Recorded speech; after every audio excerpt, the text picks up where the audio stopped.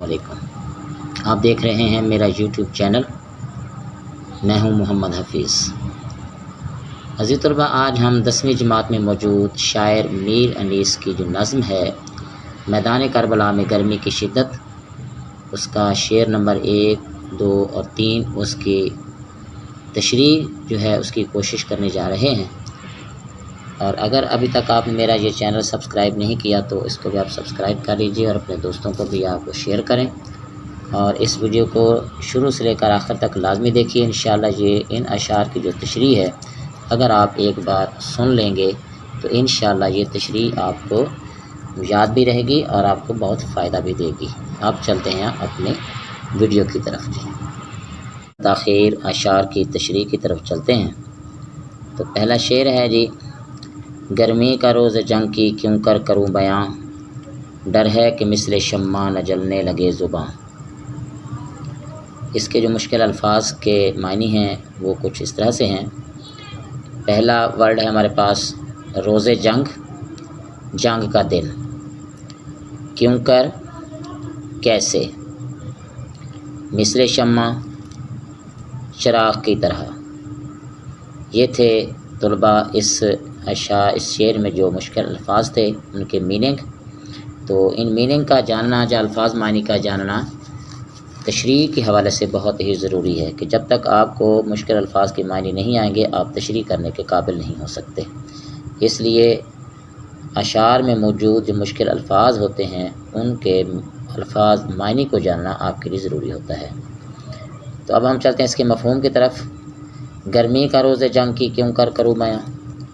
शायर मीर अनीस कहते हैं कि जिस रोज़ वाक़या करबला में हज़रत इमाम हुसैन रज़ी अल्लाह ताला अन्हु और यज़ीदी फ़ौज के में जो बरसरे पैकार थी आपस में और जंग हो रही थी, उस रोज़ इतनी शदीद गर्मी थी कि उसको मैं कैसे बयान कर सकता हूँ।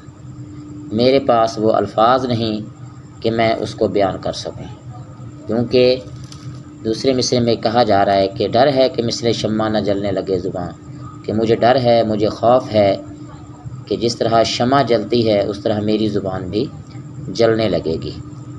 तो इसलिए मैं उस रोज़ जंग के रोज़ की जो गर्मी का आलम था मैं उसको बयान करने से कासिर हूँ, मेरे पास वो अल्फाज नहीं हैं।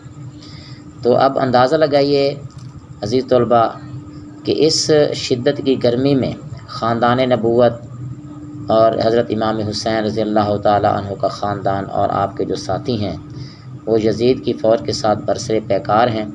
तो इस आलम में जो गर्मी का जो बयान किया जा रहा है कितनी गर्मी है, तो इस गर्मी में उनकी जो हालत है वो आपके सामने है कि शायर भी परेशान है कि उस गर्मी को अगर मैं बयान करूं तो मेरी ज़ुबान जलने लगे।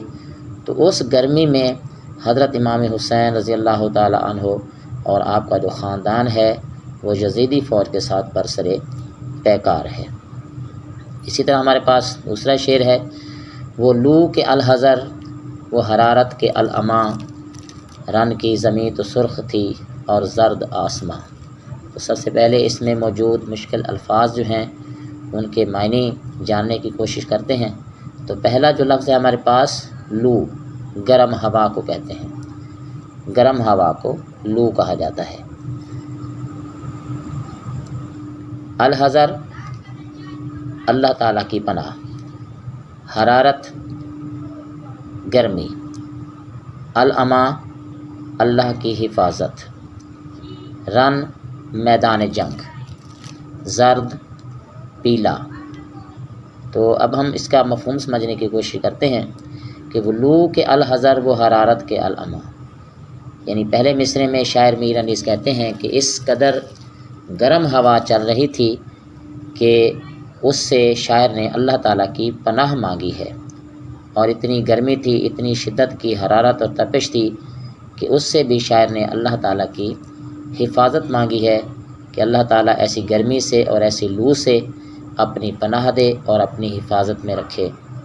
रन की ज़मीं तो सुर्ख थी और ज़र्द आसमां, और उस लू और उस हरारत और गर्मी की वजह से जो मैदान जंग था, जो उसकी ज़मीन थी वो बिल्कुल सुर्ख हो चुकी थी جس طرح کے کئی کوئلوں کو دہکایا جاتا ہے اور وہ سرخ ہو جاتے ہیں، اس طرح میدان جنگ کی جو زمین ہے وہ بھی سرخ ہو چکی تھی، اور اس گرمی کی شدت کو محسوس کرتے ہوئے آسمان بھی پیلا ہو چکا تھا، آسمان کی رنگت جو ہے وہ بھی زرد پڑ چکی تھی۔ تو یہاں سے عزیز طلباء ہم کہہ سکتے ہیں کہ اس گرمی میں خاندان نبوت اور حضرت امام حسین رضی اللہ تعالیٰ عنہ اور ان کے ساتھی جو ہیں اس شدید گرمی میں یزیدی فوج کے ساتھ برسر پیکار ہیں، جبکہ ہوا بھی بہت گرم چل رہی ہے، جس سے شاعر نے بھی اللہ تعالیٰ کی پناہ مانگی ہے، اور گرمی اتنی ہے کہ اللہ تعالیٰ کی حفاظت سے مانگی گئی ہے، اور اتنی زمین گرم ہونے کے باوجود بھی حضرت امام حسین رضی اللہ تعالیٰ عنہ صبر کا پہاڑ بنے ہوئے ہیں، اور آپ کا خاندان جو ہے وہ مصیبت و پریشانی کو جھیل رہا ہے، اور آسمان بھی جس کی گرمی کو محسوس کرتے ہوئے آسمان بھی زرد ہو چکا ہے۔ تو اس عالم میں حضرت امام حسین کا خاندان جو ہے وہ یزیدی فوج کے ساتھ برسر پیکار ہے۔ اس طرح اب ہم چلتے ہیں شعر نمبر 3 کی طرف۔ آب خنک کو خلق ترستی تھی خاک پر، آب خنک کو خلق ترستی تھی خاک پر، گویا ہوا سے آگ برستی تھی خاک پر۔ تو پہلے ہم اس کے مشکل الفاظ جان لیتے ہیں۔ پہلا لفظ ہے ہمارے پاس آب خنک، ٹھنڈا پانی، خلق مخلوق خدا، خاک پر زمین پر، گویا جیسے یا اگرچہ۔ تو اس شعر میں جو ہے چونکہ گرمی کا ذکر چل رہا ہے اور خاندان نبوت جو ہے وہ گرمی برداشت کر رہا ہے، تو اس عالم میں جو ہے مخلوق خدا جو ہے وہ زمین پر موجود وہ ٹھنڈے پانی کو ترس رہی ہے، چونکہ آگ اتنی برس رہی ہے اور اتنی گرمی اور تپش اور اتنی حرارت ہے کہ اس سے جھیلوں کا پانی، ندیوں کا پانی، دریاؤں اور سمندروں کا پانی بھی جو ہے وہ بھی بالکل گرم ہو چکا ہے، وہ بھی کھول رہا ہے، ابل رہا ہے، اور ٹھنڈے پانی کو جو ہے مخلوق خدا وہ زمین پر ترس رہی ہے۔ ایک بوند بھی ٹھنڈے پانی کی کسی جگہ میسر نہیں ہے، اور ایسے لگتا ہے کہ ہوا سے آگ برس رہی ہے، آگ کے تھپیڑے اور آگ کے انگارے جو ہیں وہ زمین پر پھینکے جا رہے ہیں۔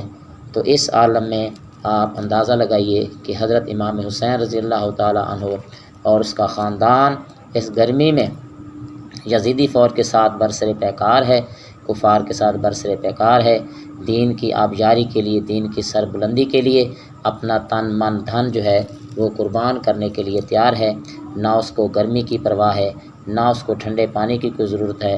وہ اتنا صابر اور شاکر وہ خاندان بن چکا ہے کہ یہ ساری پریشانیاں جھیل کر بھی دین خدا اور دین محمدی کی حفاظت کے لیے اپنے آپ کو میدان کارزار میں پیش کیے ہوئے ہے۔ یہ تھی جی آج کی ہماری ویڈیو، جس میں آج ہم نے میدان کربلا میں گرمی کی شدت جو ہے اس کے 3 اشعار کی تشریح جو ہے اس کو سمجھنے کی کوشش کی ہے۔ تو اسی طرح کی میری اور ویڈیو بھی آپ کو ملیں گی۔